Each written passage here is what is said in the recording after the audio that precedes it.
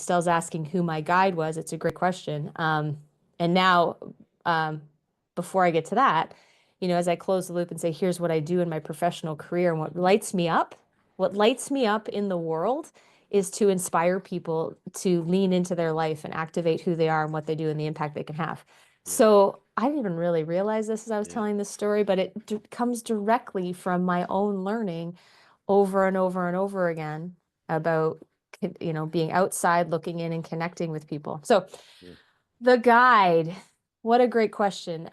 When you move a lot, you don't have a lot of consistent friends. So I would say the guide would be inside my family. And maybe I had more guides than one because I had older siblings and I would always look to them for like, how do they do things?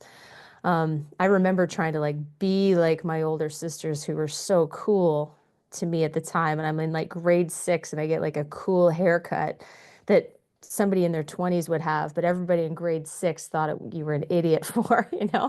So I would do that. But my mom comes to mind just because she was, moving 4 kids every couple years. And so she had to get pretty practiced on coaching people how to do that. So she had a couple sayings that stick with me today, like, you bloom where you're planted. And so, I mean, that is a fundamental part of who I am now today, too, that like whatever the conditions, you decide what you want to make from them. Um, I think I've told you this one before, but you wrestle with pigs and you get dirty. The difference is they like it. So I can just see like on the playground or whatever, hearing that one. Um, and then I also heard very often from her that it takes about 6 months to a year to feel like a new place can be a home.